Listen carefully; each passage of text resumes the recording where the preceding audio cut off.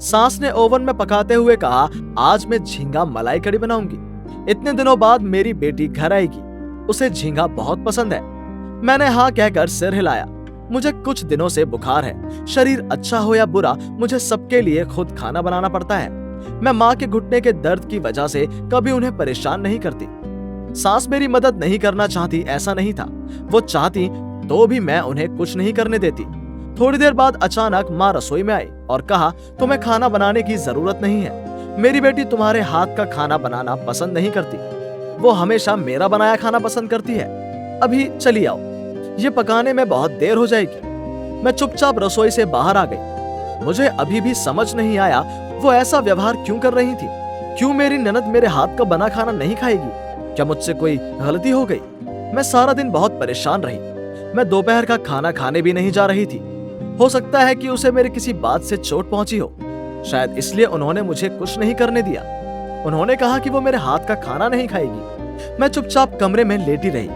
उस समय ननद टेबल पर आई और कहा, भाभी खाने की टेबल पर आओ, सब तुम्हारे लिए बैठे हैं। मजबूरन मुझे डाइनिंग टेबल पर जाना पड़ा, पर जाने के बाद मैंने देखा पूरी टेबल को खाने से सजाया गया है और सामने एक बड़ा सा केक रखा है। केक पर मेरा नाम खूबसूरती से लिखा हुआ है। आज मैं भूल गई थी कि आज मेरा जन्मदिन है। जब मैं अपने पिता के घर पर थी तब इस दिन मेरी माँ मेरे लिए बहुत खाना बनाती थी।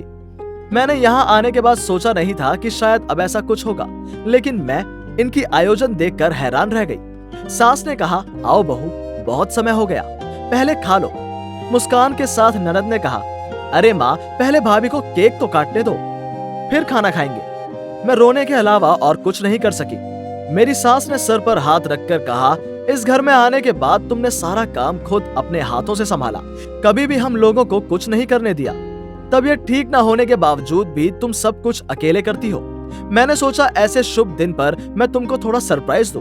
तुम्हारी ननद ने रात को ही मुझे और उसके भाई को सब कुछ बताकर रखा था। अगर मैंने तुम्हें ये सब बताया होता तो क्या फिर तुम रसोई से जाती? मुझे बताओ। मैंने अपनी सास को गले लगाया। मैंने कहा, आप मुझसे बहुत प्यार करती हैं। मैंने ऐसा कभी नहीं सोचा था कोई मेरे लिए इतना सोचेगा। हर किसी के मुंह से ससुर के घर की बदनामी सुनी, लेकिन आज मुझे एहसास हुआ कि ये घर सभी के लिए एक नहीं है। मैंने आप लोगों को बहुत भाग्य से पाया। केक काटने के बाद मेरी सास ने मुझे खिलाया और कहा, जो हमेशा हमारा ख्याल रखते हैं उसकी देखभाल करना हमारी जिम्मेदारी होती है। हम बिना कारण ही अपने जीवन को जटिल बनाते हैं। जीवन को सुंदर तरीके से लें, अगर जटिल ना बनाए तो जीवन